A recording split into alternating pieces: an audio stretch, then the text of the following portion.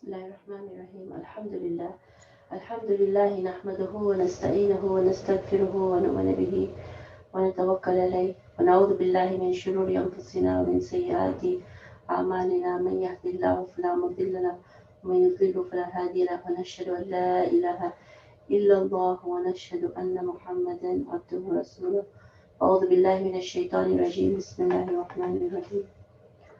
السلام عليكم ورحمة الله وبركاته.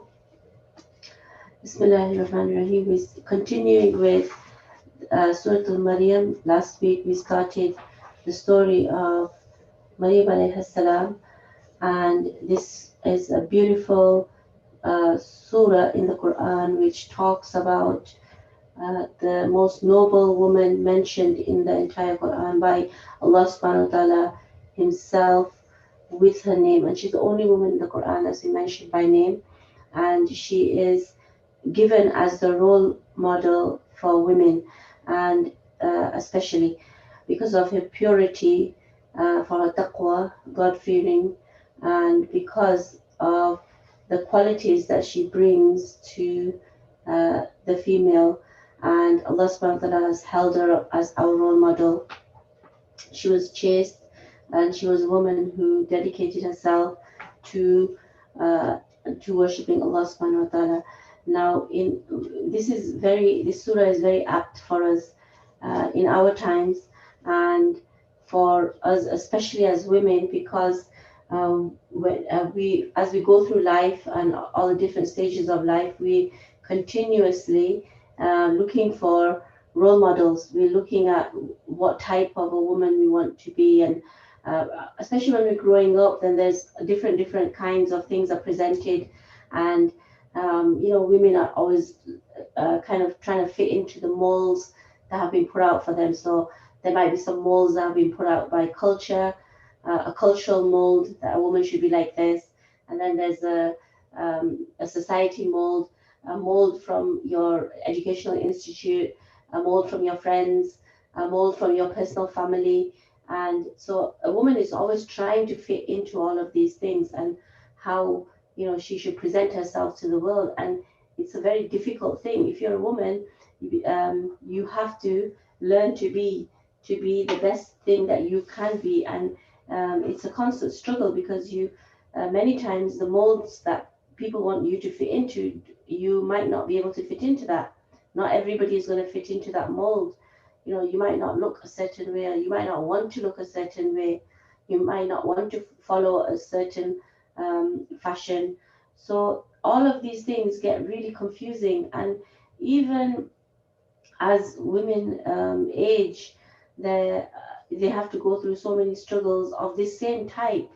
And so Allah subhanahu wa ta'ala liberates us from so much of that, simply by telling us to just be, right? Whether you're a man or a woman, or a child, and you're old or young, Allah subhanahu wa ta'ala is telling you in the Quran exactly what you need to do. The prescription of your being on this earth is in the Quran, subhanallah. And so Surah Al-Maryam is one of those surahs which we really need to ponder over what Allah subhanahu wa ta'ala is telling us, and why He's telling us certain things about certain people. What does He want us to think about? Now, this is just as a reminder that these sessions that we have of the Quranic Tafsir are a Quranic study. So if you are listening to this, then you do need to have your Quran open, so you can have the Arabic script, and if you don't understand it, then have a translation with you so that you can read the words yourself. So even though you're hearing what's being said, but afterwards you need to go back to it and read the verse yourself, and think about what it means, because you need to get it in your own way, in your own mind. So Quranic study does mean that we ponder on the verses. We don't just listen to them and then go on to the next one and then the next one. But the idea is that we actually sit with a verse, and we are able to, in our mind's eye, we have to imagine it. We have to think about, why did Allah subhanahu wa ta'ala send, for example, Maryam alayhi salam? Why did He do this to her, that she had a baby without a father for the child? Why did Allah subhanahu wa ta'ala make that happen? And then why is it that she had to go out into the wilderness and then she had the baby in alone there? And what did Allah subhanahu wa ta'ala send for her there? What miracles were presented to her? And last week we talked about it in some detail. Today we're actually on verse 27. The verses that preceded this, we looked at all the miracles that Allah presented to Maryam alayhi salam, subhanallah. And you know, this surah is full of miracles, and indeed the story of Maryam alayhi salam and Isa alayhi salam is a story of Allah's miracles, and Allah subhanahu wa ta'ala doing what He wants to do and showing us that He can do whatever He wants to do. And why is it that we need to delve into these words? Why is it that we need to delve into the Quran?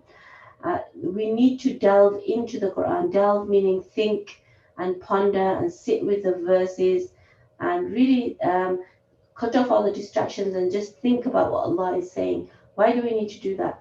Well, we need to do that because we are living in a world which is, as you know, is on so many levels very superficial, and we've bought into these stories of things which are superficial, and we're learning this more and more now during this era of the COVID, where we are being able to, because forced by our circumstances, we're able to figure out or at least realize what's fake and what's real. That means what things really matter in our life and what things don't matter, right? And what we don't need to have in our life. So when we are able to do that, when we are able to look at the things which are real and which are not real, then we realize that this world is actually it's not as real as we think it is, and all the things that have been constructed in the world are not real, right? All the man-made structures of society and culture and isms and all the things that we've set up for ourselves, we find that they are man-made, and thus they are prone to all the faults that they can have, and they are not necessarily things which serve us in our best interests. So when we reach these kind of conclusions, then we also have to look at the bigger picture. And this is an excellent time to sit down and look at our bigger picture. Every day we need to look at what is the bigger picture of our life. And if you really think about it, then our life in this world is a very small picture, is a very small part of our entire life. Entire life meaning with Allah subhanahu wa ta'ala. After we go from this world, our life is going to be huge after that. Right? There's many years going to come after that. We think this life is long. We think that the years that we pass in this life are very long, and they are full of so much strife. Many times they're full of so much sadness and struggles and difficulties. And many people want to give up and say, no, this is too difficult, this is too hard, we can't, live through this. But Allah subhanahu wa ta'ala is continuously telling us that this is of only a small portion of your future existence, right? Of your whole picture of your life. This is a very small part. And so, because we are human, and because Allah subhanahu wa ta'ala has given us a mind to think with, and because Allah subhanahu wa ta'ala has given us intellectual properties, right? He's given us these things so that we can figure out what is real and what isn't real, what is good and what is bad. And so for us, a big aid in that, right? Allah didn't just leave us to do that.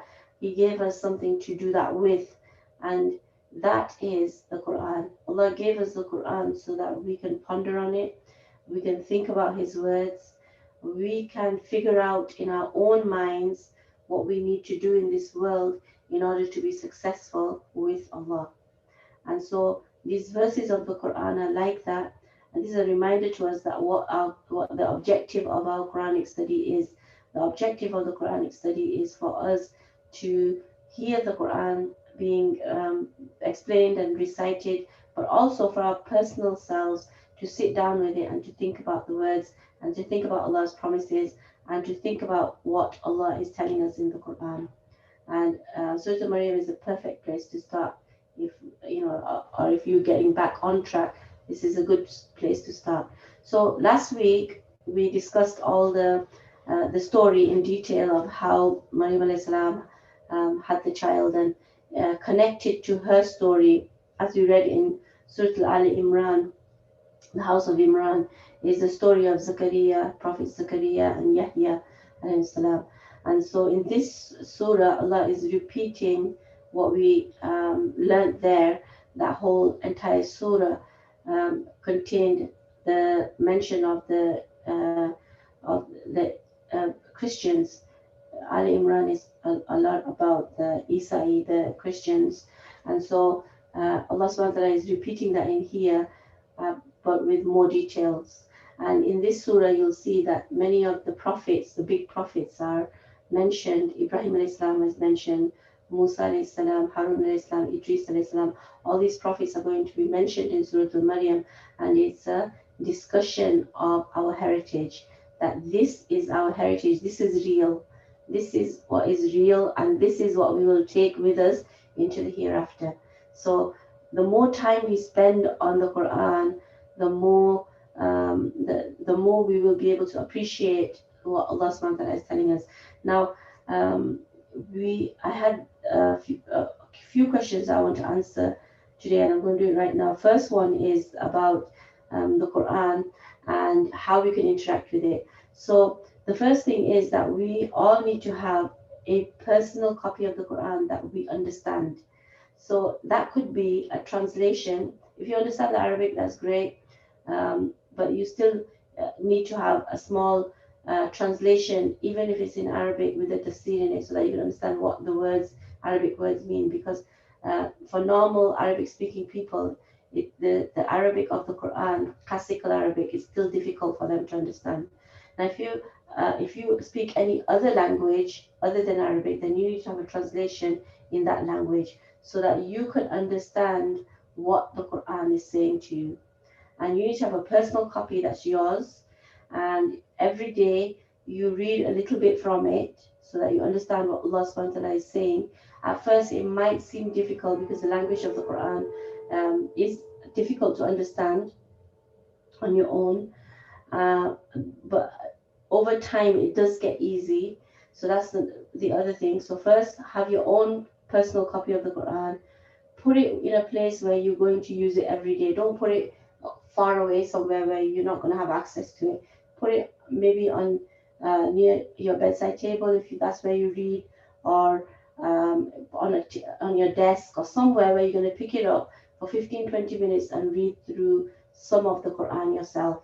That's a very good practice, so that you can start understanding what Allah is saying to you.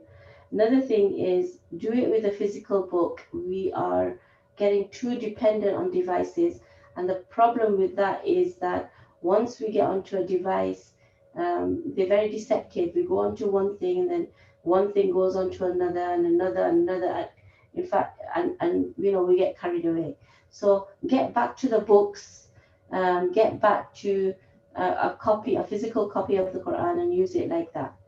So I hope that answers the question of how to interact with the Quran. So if you are listening to this as well, listening is good, but you also need to have a copy of the Quran that you understand. And read it every day. Another question today was about reading Nafil Salah. Now, if you look at the Sunnah day, like what the Prophet ﷺ recommended, you'll find that apart from the 5 Fard Salah, there are Nafil Salah, or if the Prophet ﷺ read them, we'll call them Sunnah, that are dotted throughout the day. So the 5 Fard Salah are where they are, and you know where they are, right? They're positioned throughout the day and the night.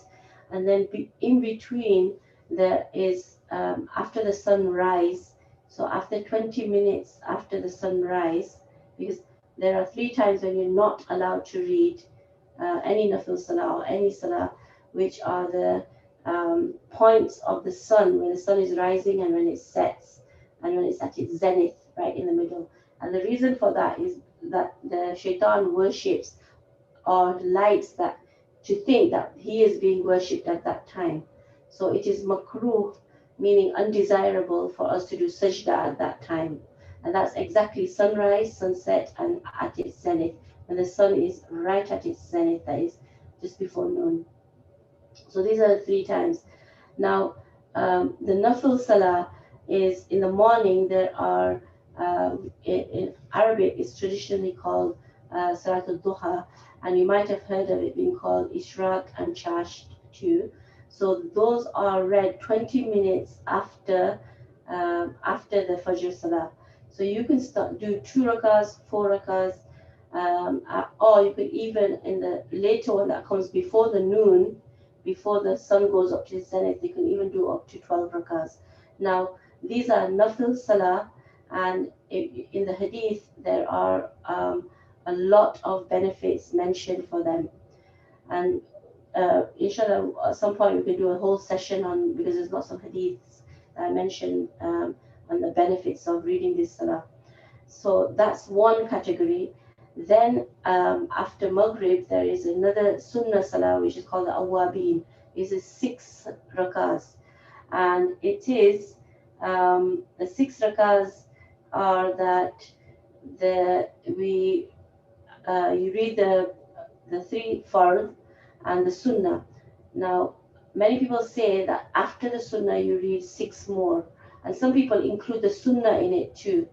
So basically, after your fard, you would do the sunnah and then do 6 more, 2, 2, 2, right? So that would give you a 6 extra salah for a wabi. And some people include the sunnah in it too, but the sunnah is an important sunnah, so I would read it separately. But both of them have been mentioned. So that's the awabin salah.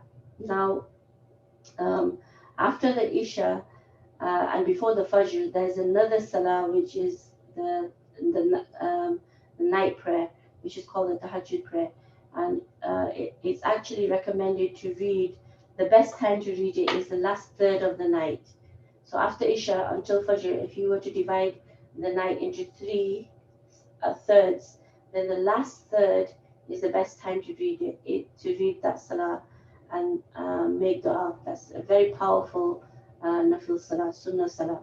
Now, if you can't get up at that time, then even to add 2 extra nafil onto your Isha with the intention of tahajjud will be accepted as well. So these are a few of the extra nafil salah. Now, on the day of judgment, our deeds will be weighed. Okay, they will not be measured, or they won't be counted. So this is why Allah will have the scales of the day of judgment. So everything will be put in a scale. And in the hadith it says that the first thing to be put in the scales will be the salah. So if your salah measures up, right, the quantity is there, you read all your fard salah, then Allah will carry on with the rest of the reckoning.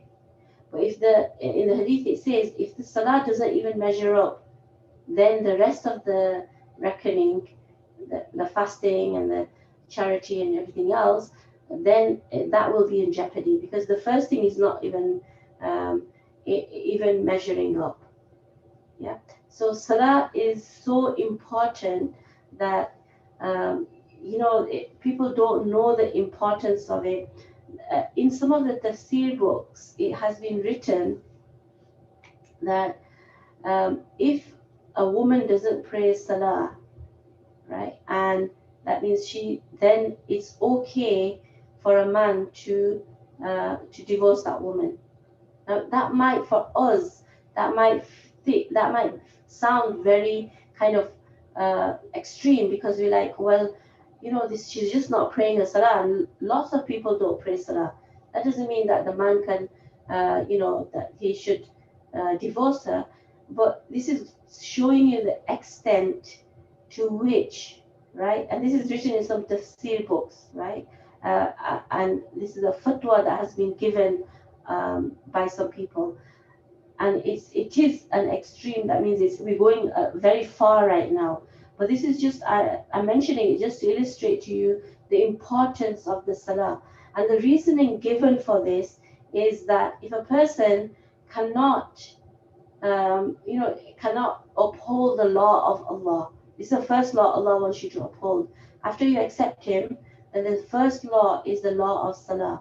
So Allah is saying that if you cannot even uphold my law of Salah, you can't read Salah, then you're not good for other things too. That's the reasoning of the person who actually gave that fatwa. So I'm bringing this in just to illustrate to you how important the salah is, and even on the day of judgment, how important the salah is going to be, and it will be weighed. So that means you can't start your salah today and then have all the backlog that is missing, right? From the time that you reach puberty, which for most women would be like 12, boys 13, this age. So from that time onwards, right to today, every salah has to be accounted for. So if you are at a stage that you're starting your salah now, then we need to backtrack and look at the years that we have missed the salah and read those salah. Now, the reason I'm mentioning that here in this context is that if you ask me that, I want to read Nafil Salah, then I would ask you the question that have you completed all your the back salahs? If you have missed any, like for example, between your 20s and your 30s, you didn't read any salahs, like maybe once a week you read one salah, then all those 10 years of salah needs to be made up, right?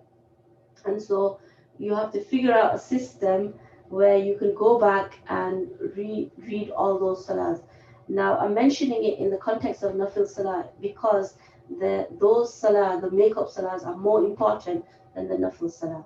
So what you would do, an easy way to do this is that every salah that you read, so for Fajr for example, for Fajr, the qada would be the 2 rakahs of Fard.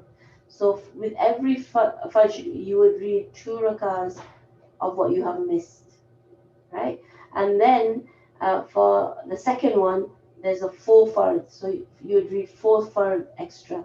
For us, there's 4 Fard, so you read 4 Fard extra. And like this, you would make up, you have to do the sums, and there's different methods of doing this, but you have to make up those salahs first instead of focusing on nafil.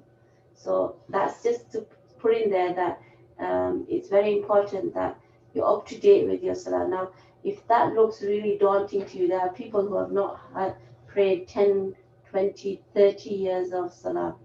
Don't worry, there's a way and a system to do that. Just go back and calculate first. Be realistic and calculate the number of years. Then you break it down and start reading. And you might say, oh, this is so long. How am I even going to manage? It doesn't matter. Start the journey. If you die trying, that means if you died on this road of trying to make up all your salah, then at least you can say to Allah that, look, I was in the process. I was in the middle of making up all my salah, and I didn't quite get the mark when I was in the middle of it. And Allah will forgive that. At least you made the effort. So on the note of salah, more important than nafil salah is the make-up salahs. And it doesn't matter how many you have. Just start on the journey, get onto the journey, and Allah subhanahu wa ta'ala will forgive whatever is not there. But at least you have made an effort. Allah looks at the effort and He looks at the condition of our hearts. That's the important part. Now, I hope that answers the question. So going back to the Surah Maryam, and we're on verse 27. So up to there, we have talked about Maryam alayhi salam and how she has the baby in the wilderness, and Allah subhanahu wa ta'ala provides for her water and dates, food for her to eat, and He tells her He sets out a system for her. So she's not on her own. She's being directed by Allah of how to handle it after she's had the baby as well. So Bismillahir Rahmanir Rahim, verse 27, it says, فأتت به قومها تحمله قالوا يا مريم لقد جئت شيئا فريا. So she brought the child before her people. They exclaimed, O Maryam, you have surely perpetrated a grave act. Right? So she brought the child before the people. So now she's coming with the child in, in front of in front of her own people who she grew up with. So they exclaimed, O Maryam, you have surely perpetrated a grave act. O sister of Harun, your father was never an evil person, neither was your mother lecherous.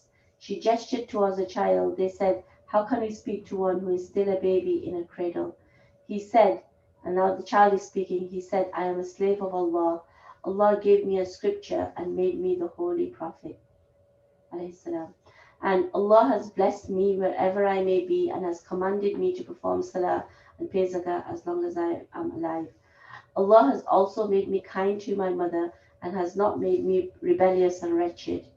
Peace be on me the day I was born, the day death comes to me, and the day when I shall be resurrected. So this is a speech that baby Isa makes as a child when his mother brings him. And this was another miracle. And we looked at all the miracles last week in the lesson. So this is yet another miracle that the child is speaking. And in his speech, there's also the prediction that he's going to be, Allah subhanahu wa ta'ala has made him a prophet. He's going to give him a scripture. He's going to be a prophet. He's going to pay his zakah, and he's going to perform salah. He's commanded to pray salah and give zakah. Again, look at the mention of the salah and zakah, how important they are. They are not just rules for the Muslim Muhammad Sallallahu Alaihi Wasallam's ummah. They were given to the people before as well, to the Isai and to the Yahudi. They have been given to these people as well. So these are Allah's laws that we have to obey, right? We can't get away with it. It's not something that we cannot do, or feel like doing, not feel like doing. These are ones that we have to obey. And then he says, Allah has also made me kind to my mother and has not made me rebellious and wretched. So this is another trait of Isa alayhi salam, that he was gentle and kind to his mother. And he says, peace be on me the day I was born, and the day death comes to me, and the day when I will be resurrected. So these are predictions for his future too, that he was blessed the day he was born, the day death comes to me. So he did not die in this world, and the day he will be resurrected. So Isa alayhi salam's story is very unique in that he's not died in this world. You know that his story, that he was lifted up. And then the story continues. Verse 34 says, ذَلِكَ عِيسَى ابْنُ مَرْيَمَ قَالَ الْحَقِّ الَّذِي فِيهِ يَمْتَرُونَ. This is Isa, the son of Maryam. We have spoken the truth regarding which they have doubts. It does not behove Allah to take a son. He is pure. When he decrees anything, all he has to say is be, and it comes into being.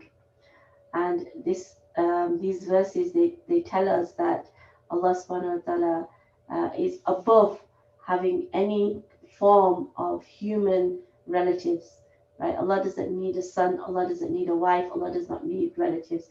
He is pure. And when he decrees anything, all he has to say is be, and it will happen. And without doubt, verse 36, without doubt, Allah is my Lord and your Lord, so worship him. This is the straight path. However, the groups began disputing among themselves. Woe be to the disbelievers on the occasion of a momentous day. How well will they hear and see on the day when they will come to us? But the oppressors are in manifest error today. Warn them on the day of remorse, when judgment shall be passed. Yet they are negligent and they do not believe. Without a shadow of doubt, we will be the inheritors of the earth, and whoever is upon it, and they will return only to us. So in these verses, we are told that the story of Maryam alayhi salam and Isa alayhi salam is ending here, and Allah subhanahu wa ta'ala is saying that He, um, Allah subhanahu wa ta'ala is telling us that Allah does not have any son, right? And um, this is this is Isa, the son of Maryam, right? Allah saying he is the son of who? Maryam alayhi salam. And we have spoken the truth regarding which they have doubts. The Jews and the Christians still doubt the matter and dispute about it. And it does not behove Allah to take a son. He is pure. When He decrees anything, all He has to say is be, and it comes into being. Right? So here is the crux of the matter. The crux of the matter is that there are people who are still debating whether how Isa alayhi salam came in the world, and you might think this is just um, a intellectual debate that people are having, but it translates down to world politics. Look at the world around us and what people are believing in, and the whole of the last month when people are celebrating Christmas. What is all that about? Right? Why are they celebrating that? And so these beliefs translate, our beliefs translate into action, and this is why our reading the Quran and our interacting with the Quran and purifying our beliefs and continuously working on what we believe in ourselves is important, right? We have a lot of social problems now. We've always had social problems, but now we're seeing with our children that we're having a whole array of problems that we haven't faced before. There's new things coming in, and new types of dilemmas that families are facing, and we are trying to look for solutions. That what shall we do? A daughter might come home and say, I don't believe anymore, or a son might come home and say something else. There's all kinds of things, bewildering things that they are facing outside. So what are the solutions to these kind of problems? And one of the things that we have to realize, and this is why the Quran keeps on talking about belief, and the verses are in front of us, is that Allah is telling us that if you want to live the life of purity, and you want to live according to my law, then you have to keep on purifying your belief. You have to keep going back and looking at what you believe in, right? You have to go back and instill those beliefs into your children, because you will translate into the world, and your actions will be, as a human being, with all the complexities of being a human being, you will translate into the world. Your actions will translate fundamentally from what you believe in. So your belief system has to be correct. Your belief system has to be very, very clear. There has to be clarity in your belief system. So let's go back to the example of the child. If the child has a belief system in which many things go, right? Yes, you are a Muslim, but this is okay too. And yes, this might be okay too. Okay, you have to be a Muslim at home, but when you are outside, okay, we don't mind how you live outside. We know you have to integrate, so you can do this, and this. So this is a very confusing belief system for a child to grow up with. So eventually, what that child will do is just create their own belief system. And this is what I believe in now.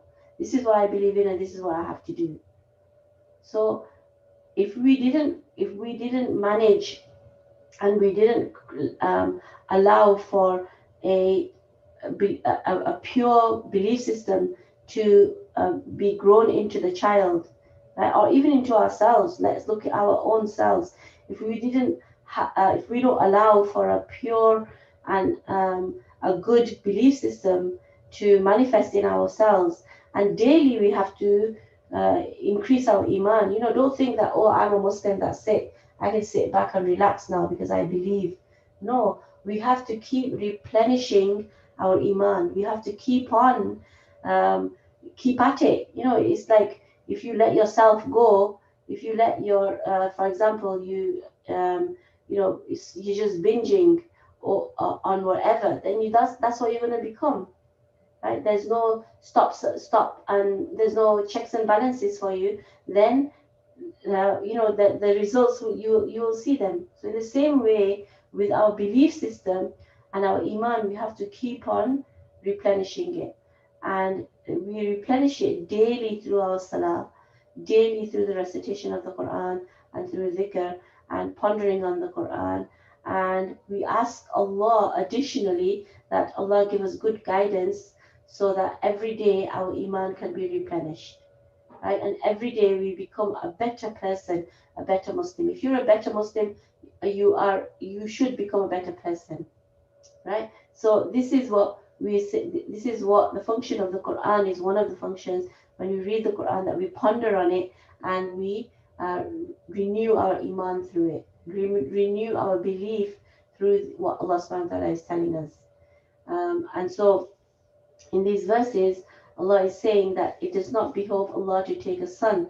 He is pure. When He decrees anything, all He has to say is be, and it comes into being. It is therefore not far-fetched to believe that Allah could have created a person without a father. He has power to do anything. It is foolish to believe that Isa a.s. can be Allah's son when there is no similarity between the two. There's no similarity between Prophet Isa and Allah, right? There's not even, it doesn't even take off in a realm of similarities. You can't compare the two. So the creator cannot be like the creation, right? So this is what we mean by pondering on the Quran, that we are renewing our faith.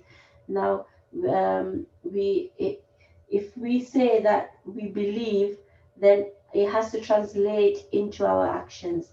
Now, you might have seen over Christmas, many people might have seen reports of, in many Muslim countries, they were selling they were selling Christmas ornaments and Christmas trees and putting them up and spending exorbitant amounts on Christmas trees. Now, most Muslims in those countries, they will not go and buy a Christmas tree and put it in their home and start celebrating Christmas.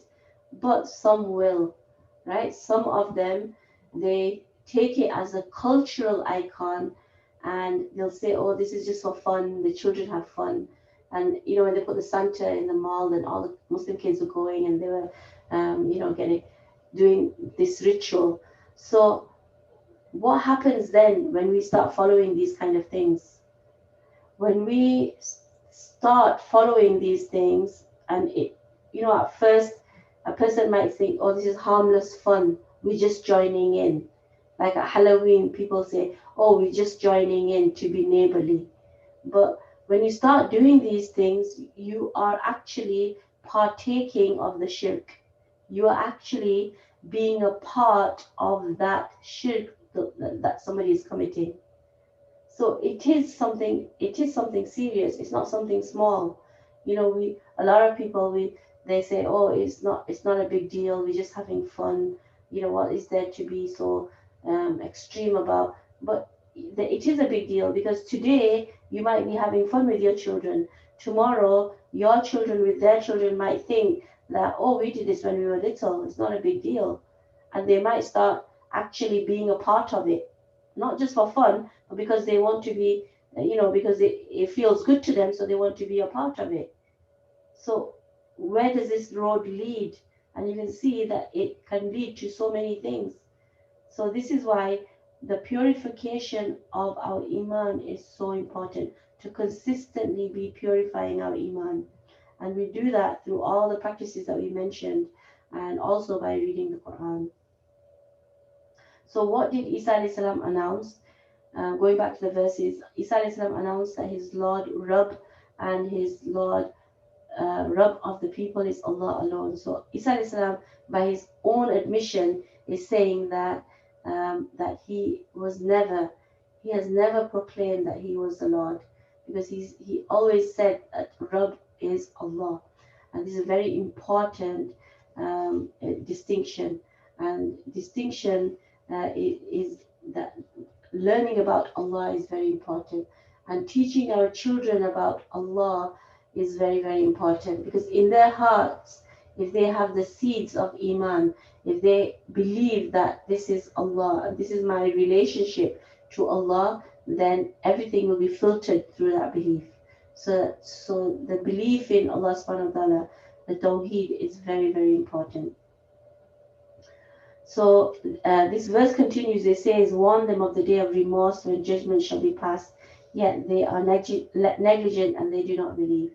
So the disbelievers on the day of judgment will express lots of different kind of regrets, and may we never be from those people who say that if only we could return back to the world, then we too will disassociate ourselves from our leaders and will do the best that we can until the day of judgment.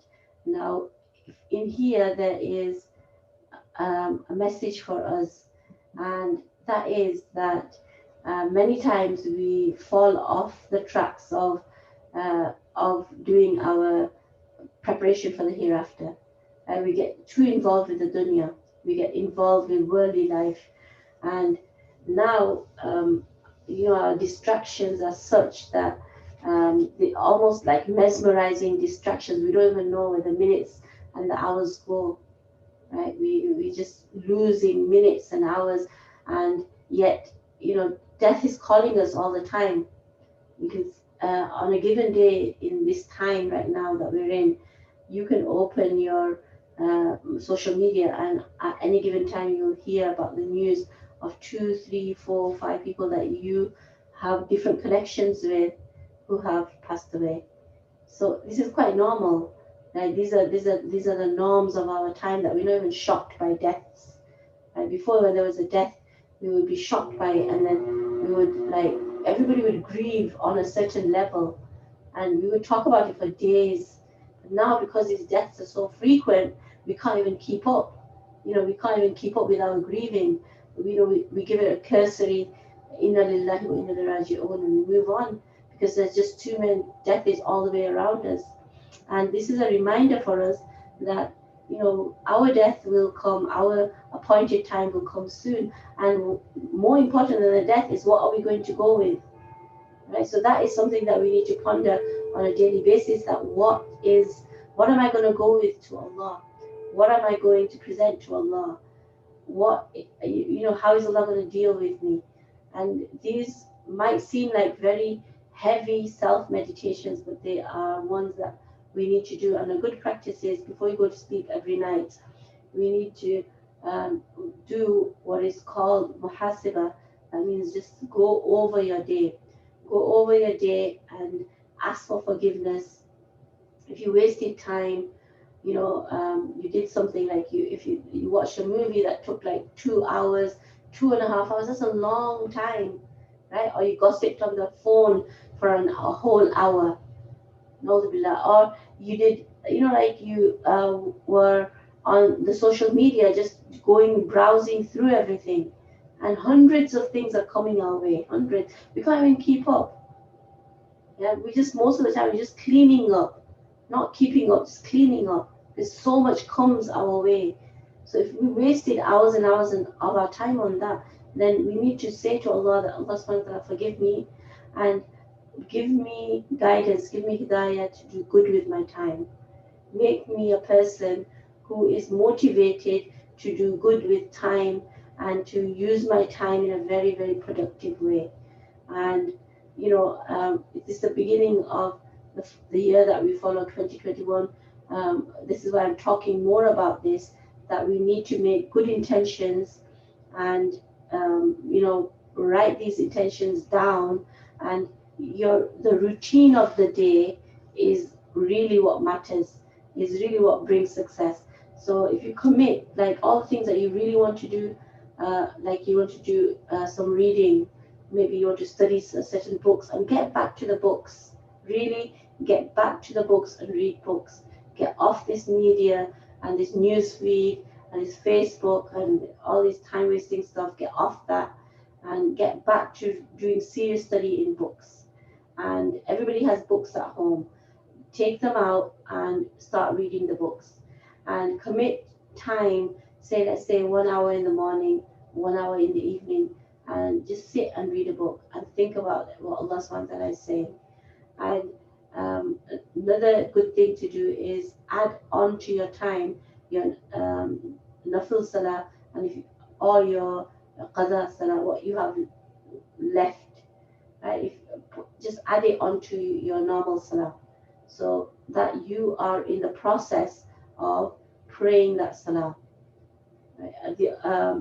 We have time right now. We do have time because our time has been freed up, and we are in our homes. We don't have the normal distractions, alhamdulillah. So let's pray to Allah subhanahu wa ta'ala that we can use our time productively, and pen and paper in hand, make a plan, get back on track with whatever you need to do. It's not too late, right? It's never too late. Get back on track and start living as though you're going to die, which we are going to do. Right? Start living as though you're going to die, because the reality is we are going to die. So not living as though we're going to live forever. That's not true. Live as though we're going to die. Whatever time we have left, may Allah subhanahu wa ta'ala really elevate it for us and make it good time, so that we can do good works in this world, so that we can do self-reformation, and we can praise and glorify Allah subhanahu wa ta'ala and make Him happy, and go back to Him in a state that He is happy with us. And we one of the things that I think we're missing right now is human interaction. We are missing. A lot of people are calling in, saying they're very lonely. They're feeling depressed and sad. And one of the causes of this is that we're not getting the normal human interaction that we were used to. Yes, we have the family interaction, but the extras that we had from friends and extended family, or maybe mentors or teachers, we're not getting that right now. So if we're not getting that and we're missing it and we need it, then find ways to make it happen. There are ways to make it happen. Find ways that you can connect with other people and start getting back on track on the preparation for the hereafter, because that is the real thing that matters. And all these surahs that we read in the Quran are about that. This is, the themes of the Quran are Tawheed, oneness of Allah subhanahu wa ta'ala, and preparation for the hereafter, right? All the Quran is full of this preparation for the hereafter. These are the main themes, and what will happen in the hereafter. These are the main themes of the Quran. And so let's get back to that. And just finishing with what Surah Al-Maryam is about. Surah Al-Maryam is, Allah subhanahu wa ta'ala has put this surah there. It's very special for women, and it shows us the role model that Allah subhanahu wa ta'ala wants us to take. And Maryam alayhi salam, look at who this woman is a woman without a husband. She's a single mother, right? She went through so much grief in her life. If you look at the trajectory of her life, is full of troubles, and from a very young age. And what did she do? Allah subhanahu wa ta'ala described her as a chaste woman who was pure. And what did she physically do in the world? She worshipped Allah. All she spent her time doing is worshipping Allah. Now that is our role model. So think about it. It's a single woman, a single mother, and a person who is worshipping Allah. Yes. So when we think about role models, and we started talking about this at the beginning, we have to seriously think about who our role models are. Subconsciously, we all have role models. We as children, even if we didn't realize it, but we took on people who would be our role models. So subconsciously, we have to go back and think that who is my role model? So Allah subhanahu wa ta'ala is telling us that this woman is your role model. So do a meditation on Maryam alayhi salam, who she really was, and what she represents in the world, and what she represents to us Muslim women as a role model. That's our homework this week, inshallah. And maybe you might even want to have a discussion on it. But this is something that we really need to think about. Where are we? Let's measure ourselves against this. Where are we? And where is Maryam alayhi salam? And what is it that, what qualities did she have? And what is it that we can realistically take on as well? So I'm going to finish with that today. Allah subhanahu wa ta'ala open the doors for us, open the beneficial doors of worship and sincerity and knowledge and Quran and wisdom and timekeeping and gratitude for all the ni'mas that we have, and we are able to do the worship of Allah. So Allah subhanahu wa ta'ala open all these beautiful doors, the ones that we know of and the ones that we don't even know of, but we need and we don't even know that we need. May Allah subhanahu wa ta'ala open all these doors for us. May Allah subhanahu wa ta'ala give us success, forgive our sins and our shortcomings, and make things easy for us. Forgive all those people who have passed away before and recently, and make their graves gardens from the gardens of Jannah. And at our appointed time when we have to go, may Allah take us very beautifully with forgiveness and with afiyah, and in the state that He is happy with us and we are happy with Him. Ameen ya Rabbil Alameen. Assalamu alaikum wa rahmatullahi wa barakatuh.